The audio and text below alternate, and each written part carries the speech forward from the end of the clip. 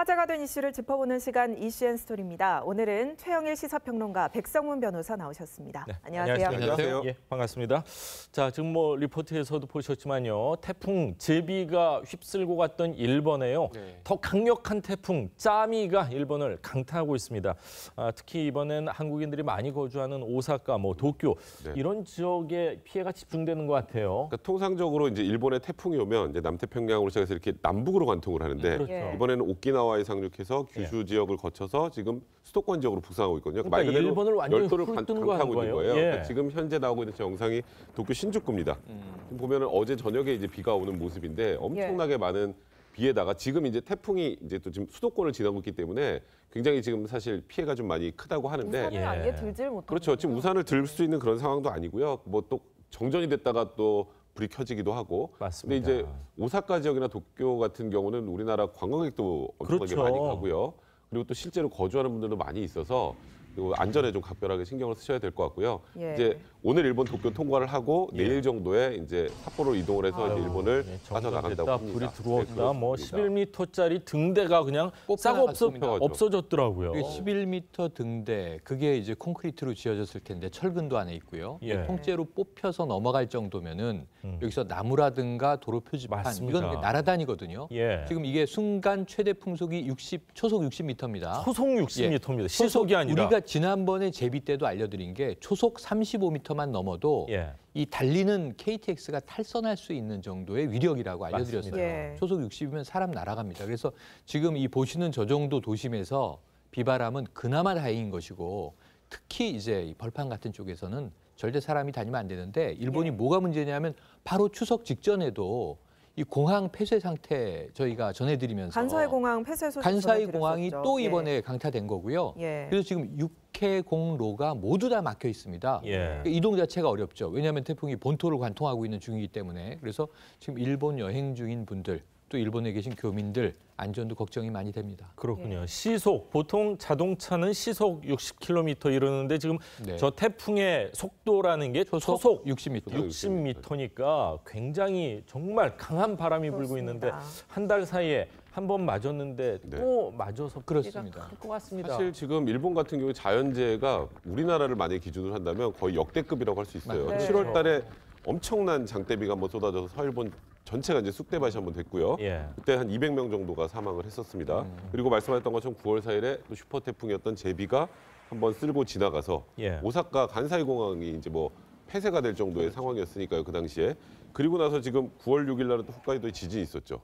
지진이 있어서 또 그것 때문에 피해가 컸는데 거기다가 지금 현재 이 나오고 있는 이 지금 짜미가 말 그대로 일본 열도를 전체를 관통하고 있기 때문에 일본 입장에서는 거의 지금 이 한두 달 간격에 엄청난 자연재해를 계속 이렇게 맞이하고 있는 그런 상황입니다. 누구한테 시켜서 그렇게 코스로 가십시오 해도 그렇게 힘들 정도로 어떻게 일본 열도를 그대로 따라가는지 모르겠습니다. 참 희한한 일인데요. 이 지금 짜미가 처음에 올라올 때만 해도 우리나라를 또 지나갈 거냐 아니냐 그랬다가 우리나라와 일본 사이를 빠져나갈 것이라는 관측이 우리나라 기상청, 일본, 미국에서 다 동일하게 나왔었는데, 지금 거의 태평양에서 유턴한 태풍이 오키나와로 상륙을 해서 일본의 이 육지를 따라 올라가고 있는 양상이거든요. 이런 경우는 경로도 참 특이하고 일본의 입장에서는 거의 이제 10월, 가을로 접어든 날, 오늘 아마 최대 피해가 예상되기 때문에 어제까지, 지난밤까지 부상자 77명 속출 이랬는데 지금 아직 사망자는 다행히 없습니다만 오늘도 아마 적지 않은 인명피해가 있을 가능성이 높습니다. 그야말로 일본 열도를 관통을 하고 있는데요. 일본도 일본이지만 인도네시아 지역의 피해 상황도 저희가 속속 들어오고 있습니다. 맞습니다. 인도네시아 술라웨시 섬에 강진과 쓰나미가 덮쳤는데요. 현재까지 집계된 사망자만 800명이 넘습니다. 그리고 한국인 1명도 실종된 그러니까 상태라고요. 지금 5분 전 상황으로 보면은 현재 832명이 사망자로 집계됐는데 확인된 사망자고요. 현지 구조 요원이 지금 생중계로 연결돼서 계속 전하는 말에 따르면 사망자는 더 나올 것이다. 많으면 수천 명까지 예상하더라고요. 찾은 사람만 800여 명이 되는 것이고 지금 우리나라 교민 한 분이 연락 두절인데 지금 이제 전체적으로 보면 아까 말씀하신 술라웨시 섬에 지금 영사관에서 2명의 직원이 급파가 됐어요. 그 이유는 뭐냐면 한 명 이상일 수 있습니다. 지금 이제 이 연락처가 확인되지 않은 신원 미상의 4명의 교민이 있다는 맞습니다. 제보가 있고 예. 연락처가 확인된 교민이 3분이 있습니다. 여기 지금 제일 안타까운 게 또 이제 이 시기에 패러글라이딩 대회에 참석하기 위해서 갔던 분도 예. 지금 종족 확인이 안 되고 있단 말이죠. 그렇군요. 예. 지금 전체적으로는 한 8명 정도의 가능성이 높아서 우리 영사관 직원분들이 우리 교민들의 안전을 좀 빨리 확인해서 알려줬으면 좋겠는데 예. 너무 이 사상자가 많이 난 이 재해다 보니까 이 기상청이 지금 이 인도네시아 기상청이 또 지금 비난받고 있잖아요. 예. 처음에 쓰나미 경보를 내렸다가 30여 분 만에 그 경보를 걷어들였습니다. 예. 그런데 사실 쓰나미가 온 거고 순식간에 이 3m 높이의 파도가 맞습니다. 그야말로 주택가를 덮치면서 인명피해가 커졌거든요. 예. 경보가 해제되지 않고 유지되면서 빨리 대피를 지금 저 시켰더라면 화면, 예. 네, 인명피해가 좀 줄지 않았을까는 그러니까 인재의 성격도 있기 때문에 예. 지금 인도네시아는 초비상인 거죠. 예, 그렇군요. 뭐 팔루시에 38만 명이 거주를 하는데 진원과 더 가까운 것이 동갈라군이라는 데 네. 30만 명이 살고 있는데 거기에는 아직까지 이 연락이 전혀 두절돼 있고 있기 때문에 구조가 개시되지도 못했습니다. 그렇습니다. 중장비가 뭐 전혀 못 들어가고 있어서 구조에 어려움을 겪고 있다고 하는데 자 7.5 규모의 강진 초토화 시켰는데 또 하나 걱정은 교도소 이 단벽이 무너지면서 재소자 절반 이상이 탈옥을 했다면서요. 그러니까 지금 저 쓰나미에다가 지진 두 가지가 같이 오면서 예. 건물 절반 정도가 지금 무너진 상황이거든요. 예. 그러니까 지금 말씀하셨던 것처럼 교도소도 붕괴가 됐습니다. 호텔도 붕괴가 네, 호텔도 되고요. 붕괴가 되고 쇼핑몰도 붕괴가 되고 그다음에 지금 뭐 이슬람교 사원 상징 대형 장식 돔이 맞습니다. 막 쓰러지기도 하고요. 그래서 지금 그 교도소에 560명 정도가 수감이 돼 있었는데 교도소가 무너져서 나갈 수 있으면 거기 가만히 있을까요? 그러니까 그 중에 절반 예. 이상은 거기서 도망 나왔다라고 합니다. 그러니까 진짜 예. 말 그대로 현재 아수라장인 상황이고요. 그러니까 어제 이 지진과 쓰나미가 연속해서 오는 그 과정에서 예. 저 해변에서 이제 축제를 준비하고 있었던 분들이 맞습니다. 굉장히 많은데 그때 지진이 오면 하고 이제 위로 대피를 해야 되는데 사실 해변에 있으면 지진이 와도 이렇게 뭐 주변에 떨어질 것들이 없으니까 예. 좀 심각성을 좀 많이 못 느낀다고 합니다. 그 와중에 그 이후에 이제 쓰나미가 덮치면서 말 그대로 그 해변 전체가 거의 쓸려 나간 거죠. 물에 잠기고 쓸려 나가 버렸기 때문에 예. 피해가 지금 뭐 현재 뭐 800명 이상이 사망했다고 하지만 말씀하셨던 것처럼 일부 지역 같은 경우는 지금 아예 집계도 하지 못하고 있는 상황이기 때문에 연락 두절이니까요. 네, 그러니까 굉장히 더 앞으로도 큰 피해가 좀 예상이 되는 안타까운 예. 상황입니다. 말씀하셨지만 인도네시아 기상 당국이 경보를 제대로 발령을 했다면 저분들이 저기에서 축제 준비를 하셨을 리가 맞아요. 없잖아요. 맞습니다. 그래서 인도네시아 당국에 대한 지금 비판이 제기가 되고 있는데 이게 우리나라로도 좀 적용이 될 수 있을 것 같아요. 적용될 수 있죠. 우리나라가 왜냐하면 안전에 좀 기상청의 해명이 예. 더 인도네시아 국민들의 공분을 일으켰는데 예. 자, 왜 처음에는 쓰나미 발령을 제대로 했는데 30여 분 만에 쓰나미 발령을 해제해버렸느냐. 그래서 기상청의 해명이 뭐냐면 관측 장비가 없다, 우리 것이. 그래서 다른 데이터라고 하면 주로 이제 해외 멀리. 기상청 데이터라든가 예. 말씀하신 대로 관측 장비가 멀리 있는데 맞습니다. 그걸 가지고 추정을 한다든가 해서 쓰나미는 없을 것으로 예상을 했다는 거거든요. 예. 하나마나한 얘기이고요. 그러면 우리는 관측할 능력이 없다라는 걸 자인한 것밖에 안 되잖아요. 그렇네요. 그럼 차라리 처음에 발령했으면 사실 이럴 때는요. 긴가 민가 확실치 않을 때는 최대한 보수적으로 그렇죠. 안전을 최악의 도모하는 상황을- 쪽으로 예. 쓰나미가 올 수도 있다 이렇게 얘기하고요. 그렇죠. 해변에서 일단 대피하세요 하고 몇 시간 후에 안전하면 이제 나가셔도 좋습니다 해야 되거든요. 예. 그런데 처음에 발령이 오히려 제대로 됐고 그다음에 어떤 데이터를 어떻게 분석했는지 모르지만 쓰나미 없다라고 해버리는 바람에 말씀하신 대로 해변에 있는 사람들이 방송을 믿고 안전하게 우린 축제 준비하자. 축제였으면 더 많은 인파가 쓸려나갈 뻔했는데 예. 축제 준비하는 인파인데 여기서 수백 명입니다. 그럼 지금 832명 사망자 중에 다수가 해변 인파일 가능성이 높거든요. 그렇죠. 그럼 예. 이 굉장히 적지 않은 인명피해를 줄일 수도 있었는데 하는 네. 안타까움이 남는 대목입니다. 그렇군요. 네.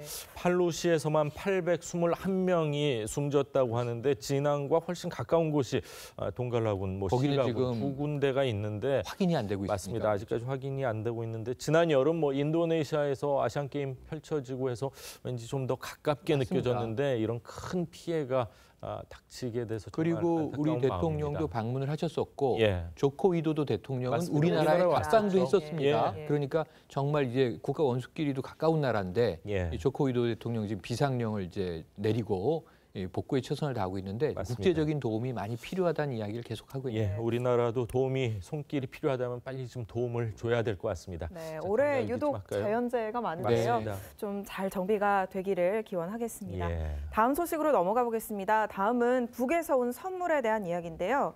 김정은 위원장이 문 대통령에게 풍산개 2마리를 선물했다는 소식이 들어왔다고요. 네, 그러니까 18일 그 평양 정상회담 하기 만찬하기 전에 예. 풍산개 2마리를 선물로 보내겠다라는 얘기를 이미 약속을 했었던 거고요. 예. 27일 날 이제 판문점을 통해서 이 풍산개 2마리가 왔습니다. 저 한 마리가 송강 그리고 이제 수컷입니다. 그리고 고미는 빨간 줄을 매고 있죠. 저기는 이제 암컷이고요. 예.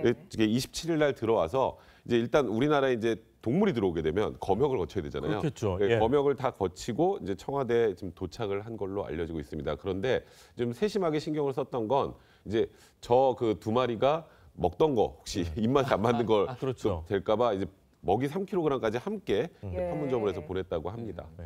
강아지들도 집 나가면 고생이다라는 말이 뭐 그러니까요. 대충 통용될 수가 있는 네. 것 같아요. 북한에서 3kg 먹이와 함께 이렇게 보냈다고 하는데, 자, 문 대통령의 반려동물 사랑 뭐 이미 널리 알려져 있는데 청와대 반려동물들을 지금 굉장히 많이 있죠. 역대 최다수가 청와대 동물들이 저 풍산개 2마리를 포함해서요. 예. 5마리가 되거든요. 예. 왜냐하면 대통령이 처음에 퍼스트 캣이라는 이름이 처음 등장했어요. 맞습니다. 저도 예. 좋아하는데 찡찡이라는 고양이가 들어갔고요. 예. 그다음에 이게 양산에서 키우시던 게 마루가 들어갔죠. 이게 퍼스트 도그입니다.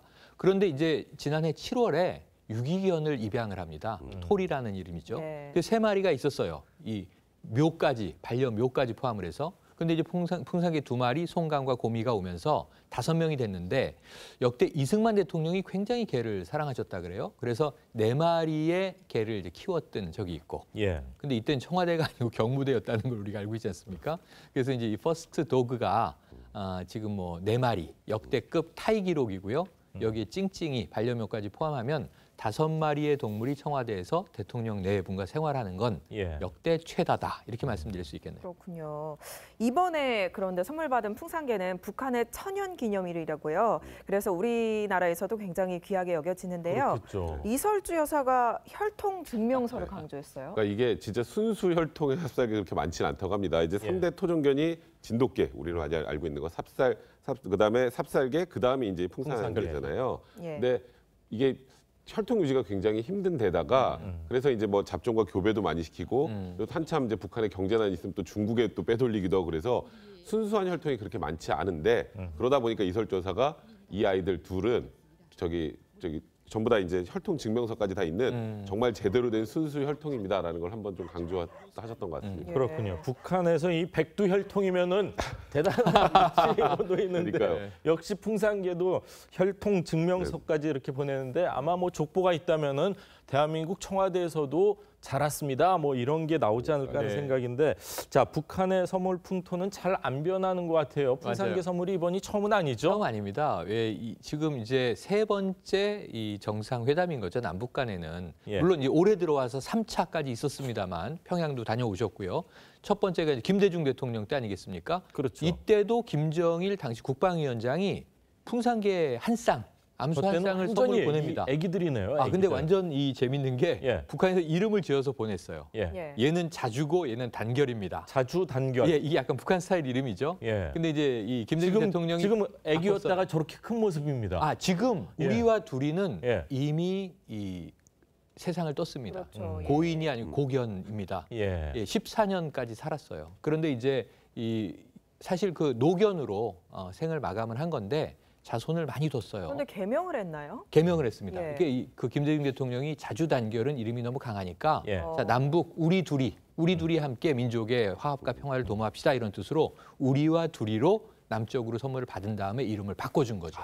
요 사진은 참 잘 찍었네요. 귀엽네요. 청와대를 예. 배경으로요. 아니 근데 둘이 예. 암수 한 쌍인데 예. 예. 너무 금슬이 좋아서 청와대에서 생활하다가 서울대공원으로 갔거든요. 그런데 뭐 너무너무 이 금슬 좋은 평생을 누렸다고 하네요. 그렇군요.